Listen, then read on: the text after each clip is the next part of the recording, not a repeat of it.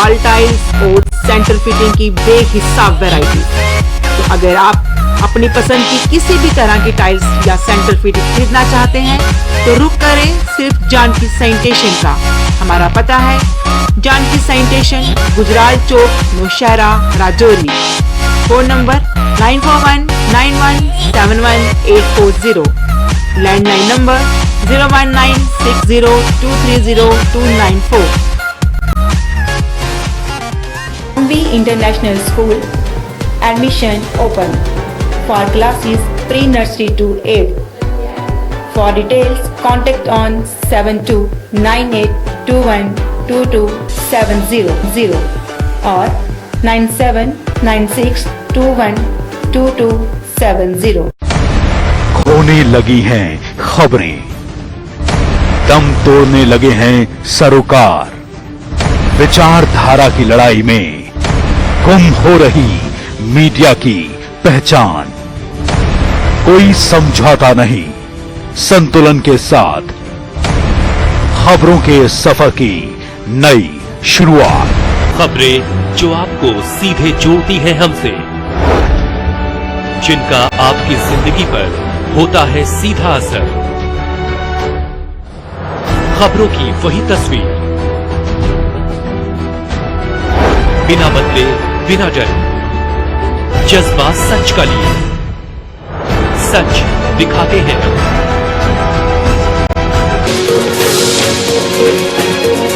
जी किसी news update के आज के इस अंक में आपका स्वागत है। मैं हूं आपके साथ उपमा शर्मा। न्यूज अपडेट में आगे बढ़ने से पहले आइए नजर डालते इस वक्त की प्रमुख सुर्खियों पर। जम्मू कश्मीर में आज से सज गया दरबार, उपराज्यपाल को दिया गया गार्ड ऑफ ऑनर, सुरक्षा व्यवस्था कड़ी।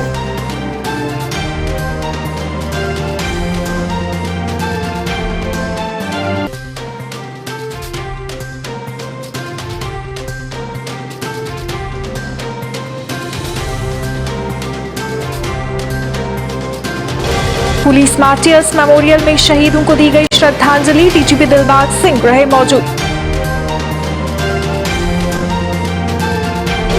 अंतर्राष्ट्रीय सीमा पर रामगढ़ सेक्टर में बीएसएफ के गश्ती दल पर पाकिस्तानी सैनिकों की गोलाबारी, बीएसएफ के जवानों ने दिया मुंह तोड़ जवाब।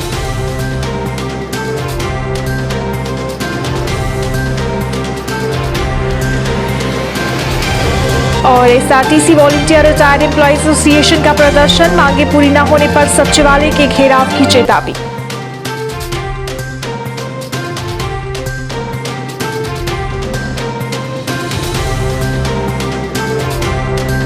अब समाचार विस्तार से। जम्मू कश्मीर सिविल सचिवालय आज सोमवार को जम्मू में 9:30 बजे खुल गया। कश्मीर में गत माह 25 अक्टूबर को सचिवालय बंद हुआ था। उपराज्यपाल मनोज सिन्हा को गार्ड ऑफ ऑनर देने के बाद सचिवालय में कामकाज शुरू हो गया। सचिवालय के जम्मू में कामकाज शुरू करने के साथ ही शहर में चहल पहल और राजनीतिक सरगर्मियां बढ़ जाएंगी। इसे देखते हुए पुलिस ने शहर में नागरिक सचिवालय के आसपास के क्षेत्रों में सुरक्षा बंदोबस्त को कड़ा कर दिया है। सचिवालय के बाहरी तरफ बैरिकेड लेकर सुरक्षा बल वहां आने वाले प्रत्येक वाहन की गहनता से तलाशी ले रहे हैं। सीसीटीवी कैमरों की नजर में सचिवालय पूरी तरह से रहेगा। सचिवालय के भीतर भी सीसीटीवी कैमरों से निगरानी रखी जा रही है।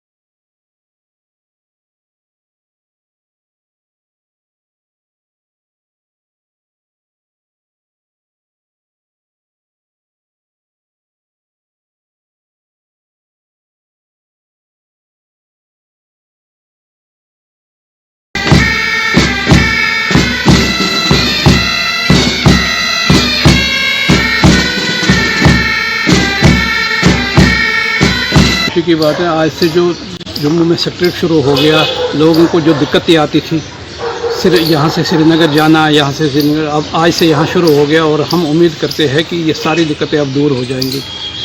तो अगला भी ये देखो, जिस तरह यहाँ इस बार गर्मियों में श्रीनगर नहीं गया सेक्रेटरी, लेकिन यहाँ फंक्शन भी नहीं हुआ, तो हम उम्मीद करते हैं कि अगले साल ये बिल्कुल यहाँ पे फंक्शन करे और हमारे जो जितनी दिक्कतें थी वो सारी दूर हो जाएंगी, क्योंकि लोगों के कई काम होते हैं जो हम नहीं कर पाते हैं श्रीनगर जाके।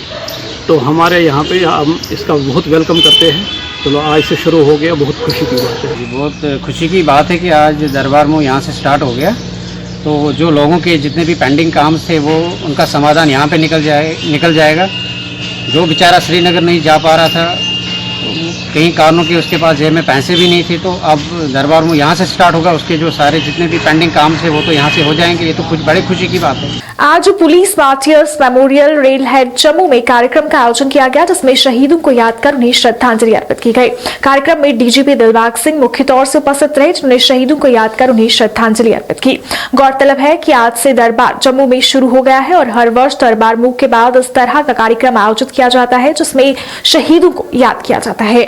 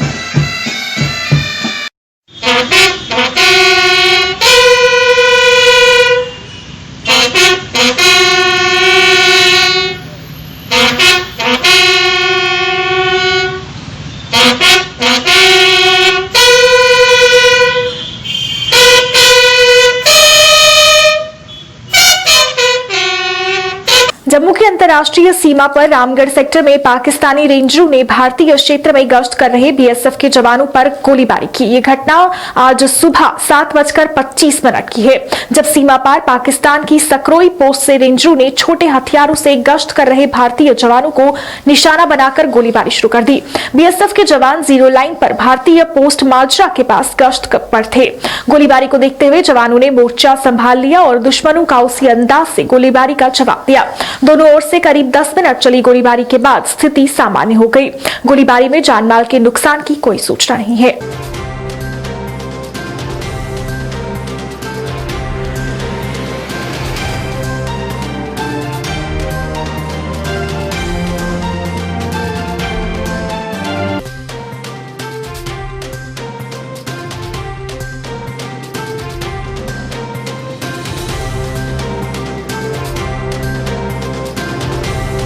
SRTC volunteer retired employees association द्वारा आज अपनी मांगों को लेकर प्रेस क्लब जम्मू में प्रदर्शन किया गया। प्रदर्शनकारियों ने नारेबाजी कर नाराजगी जताई।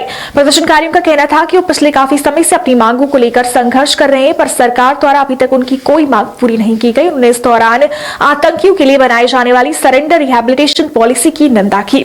जल्द से जल्द उनकी मांगे पूरी करने की, जिनमें कोला एरियर्स जारी करना, 6th पे कमीशन लागू करना और अन्य मांगे शामिल हैं, को पूरी करने की अपील की। उन्होंने प्रशासन को 1 हफ्ते का समय देते हुए कहा कि अगर 1 हफ्ते में ये मांगे पूरी नहीं हुई तो वो 19 नवंबर को सचिवालय का घेराव करेंगे। हमारी मांगे लेके रहेंगे, हमारी मांगे लेके रहेंगे। हमारा आज का जो डेमोन्स्ट्रेशन है ट्रांसपोर्ट हाई अथॉरिटी के खिलाफ, फाइनेंस डिपार्टमेंट के खिलाफ, क्योंकि सरकार ने जो हमारे साथ वादा किया था वो सरकार ने आज तक पूरा नहीं किया। दफा 370 टूटा था, हमने उसका वेलकम किया था कि अब जो हमारी स्टेट है यूटी बनने को जा रही है, इसलिए हमें दिल्ली के बेनिफिट मिलेगा। लेकिन इनके पास डोर टू डोर जाते रहे, खास करके जो सेक्रेटरीट में हुक्मरान बैठे हुए हैं, जो बाहर के ऑफिसर हैं, वो ना उनको मिलने की हमें इजाजत देते हैं, ना हमसे बात करके राजी हैं। जो सरकार एम्प्लॉइज का, जो सरकार पब्लिक का के साथ प्यार नहीं है, उसको कुर्सी पर बैठने का भी अधिकार नहीं है। और सरकार ने उन लोगों की पॉलिसी बनाई है जो देशद्रोही लोग हैं, उनके लिए पॉलिसी बन रही है सिलेंडर करो और पैसे ले जाओ। लेकिन जिन लोगों ने गवर्नमेंट की सेवा की, इतनी देर के मेहनत करके सब, लेकिन उनकी सरकार ने आज तक कोई पॉलिसी नहीं बनाई है। हम सरकार से ये मांग करते हैं, हमारे पेंटी ड्यूज हैं जिसमें cost of living allowance COLA effect from 1999 and 6 pay commission arrear effect from 1 January 2006 and corporation benefit कोले के ऑलरेडी बिल बनकर सिविल सेक्रेटरीट में पड़े हुए हैं, जिनका अमाउंट है 16,46,49,497 रुपए। हमारी सरकार से ये मांग है, हमारी जो पेंटी लाइबिलिटी है वो विद इन डेज तक क्लियर किए जाए। अगर भाई एक हफ्ते तक हमारी ये पेंटी लाइबिलिटी क्लियर नहीं होती और 19 नवंबर को हम सेक्रेटरीट की तरफ कूच करेंगे, जो प्रेस क्लब एग्जीबिशन ग्राउंड से रैली स्टार्ट होगी, सेक्रेटरीट की तरफ जाएगी। हम फिर सरकार से मांग करते हैं हमारी pending liability within days clear की जाए। कोरोना वायरस के दैनिक मामलों में आज मामूली बढ़त देखने को मिली है। रविवार को 45,674 दैनिक मामले सामने आए, वहीं पिछले 24 घंटे में 45,903 नए मामले रिपोर्ट किए गए। हालांकि कोरोना से होने वाले मृतकों की संख्या में आज गिरावट देखने को मिली है। पिछले 24 घंटे में 490 लोगों की कोविड-19 से मौत हुई है। वहीं रविवार को 559 लोगों ने वायरस के चलते अपनी जान गंवाई। कोविड-19 से संक्रमण मुक्त होने वाले मरीजों की संख्या 79 लाख को पार कर गई है। केंद्रीय स्वास्थ्य मंत्रालय के आंकड़ों के अनुसार पिछले 24 घंटे में कोविड-19 के 45,903 नए मामले रिपोर्ट किए गए हैं। वहीं इस दौरान वायरस के चलते जान गंवाने वाले लोगों की संख्या 490 रही। देश में कोरोना वायरस से संक्रमित होने वाले कुल मरीजों की संख्या 85,53,657 है। जम्मू के वार्ड नंबर 52 में आज आयुष्मान भारत कैंप का आयोजन किया गया। इस कैंप में वार्ड के पार्षद अजय गुप्ता मुख्य तौर से उपस्थित रहे। कैंप में कई लोगों में हेल्थ कार्ड्स बांटे गए। अजय गुप्ता का कहना था कि प्रधानमंत्री नरेंद्र मोदी द्वारा ये योजना लोगों के हित के लिए चलाई जा रही है, ताकि लोग अपना इलाज करवा सकें। उन्हें ज्यादा से ज्यादा लोगों से इस कैंप का लाभ लेने की अपील की। मुझे खुशी है कि हर लोग जो भी आते हैं पूरा कोऑपरेट कर रहे हैं और डिस्टेंस मेंटेन करते हैं, अपना मास्क पहन के आते हैं।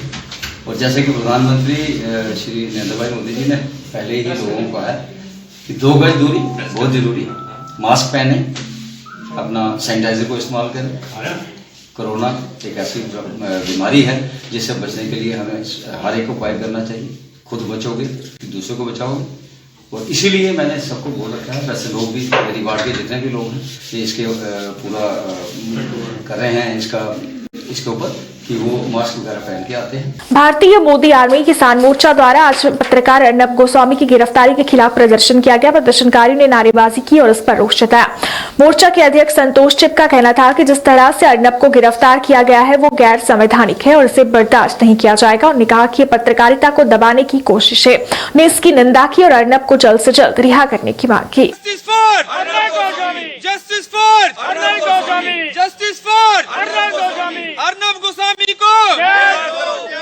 अर्नब को न्याय दो, न्याय दो, अर्नब को न्याय दो, अर्नब को न्याय दो, न्याय दो, अर्नब गोस्वामी को न्याय दो। आज जो है भारतीय मोदी आर्मी के जो सैनिक हैं आज यहाँ उपस्थित हैं, और आज जो हमारा रोष है वो अर्नब गोस्वामी जी की अरेस्ट को लेकर है।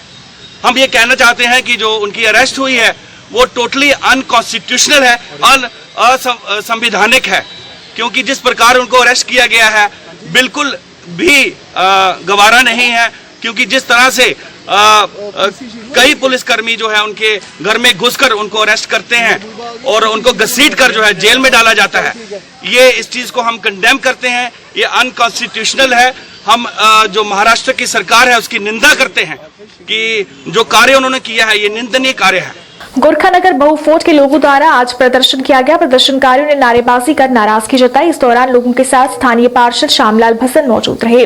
उनका कहना था कि गत 26 अगस्त को हुई भारी बारिश के कारण लोगों का काफी नुकसान हुआ है, जिसमें कई घर क्षतिग्रस्त हो गए हैं, पर अभी तक लोगों को किसी तरह से भी कोई मदद नहीं की गई है। उन्होंने कहा कि लोगों को काफी परेशानियों का सामना करना पड़ रहा है। उन्होंने प्रशासन से इस ओर ध्यान देने और लोगों की मदद करने की अपील की और मांग पूरी न होने पर भूख हड़ताल की चेतावनी दी। हमें इंसाफ दो, हमें इंसाफ दो, हमें इंसाफ दो, इंकलाब,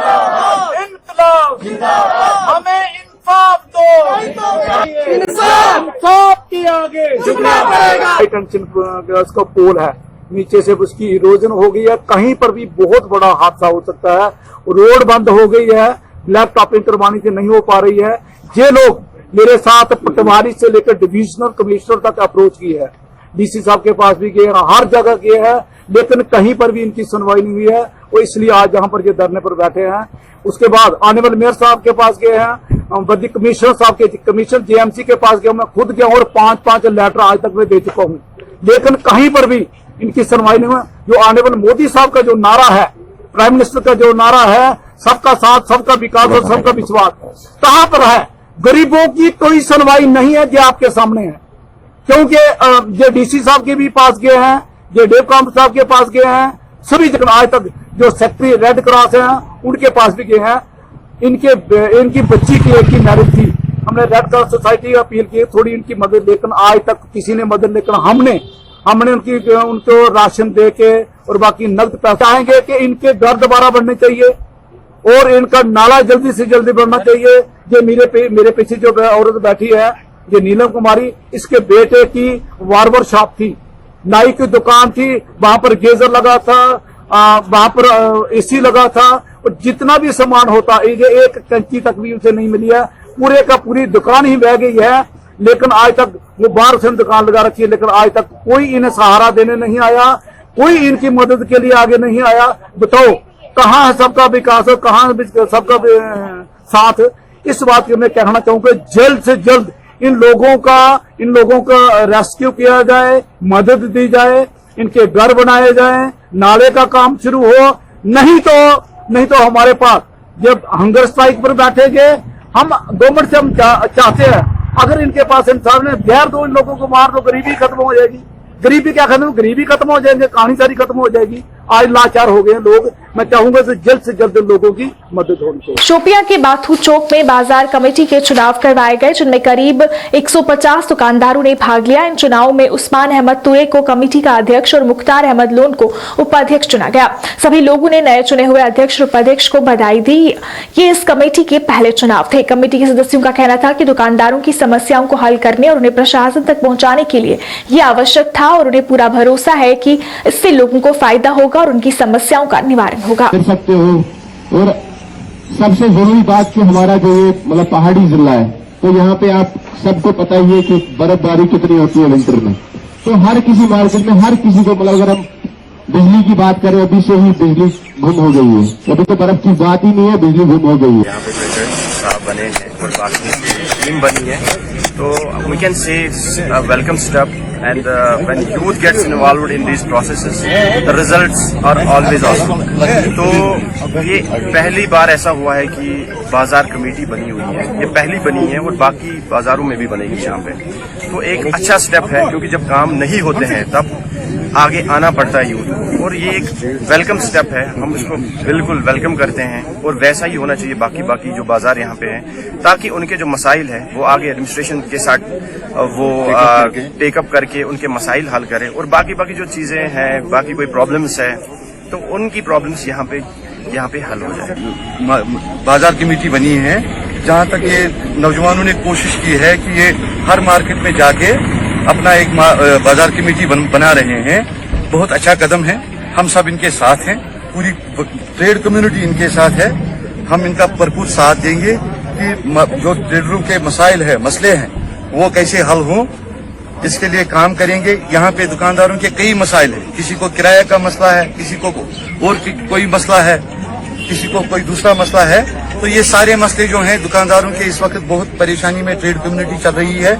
इस वक्त बहुत जरूरत है इनके लिए काम करने की, इस कम्युनिटी के लिए। और जो ये नौजवान इस कम्युनिटी के लिए काम कर रहे हैं, आगे चल रहे हैं, मुझे लगता है कि आने वाले दिनों में शोपियान डिस्ट्रिक्ट की जो ट्रेड है उसमें बहुत अच्छा सा सुधार आएगा। जेकेसी न्यूज अपडेट के आज के इस अंक में फिलहाल इतना ही। इसी के साथ मुझे और मेरी पूरी टीम को दीजिए इजाजत, और आप देखते रहिए जेकेसी न्यूज। नमस्कार। खोने लगी हैं खबरें, दम तोड़ने लगे हैं सरोकार, विचारधारा की लड़ाई में गुम हो रही मीडिया की पहचान। कोई समझौता नहीं, संतुलन के साथ खबरों के सफर की नई शुरुआत। खबरें जो आपको सीधे जोड़ती हैं हमसे, जिनका आपकी जिंदगी पर होता है सीधा असर। खबरों की वही तस्वीर, बिना बदले विघटन, जज्बा सच का लिए, सच दिखाते हैं हम।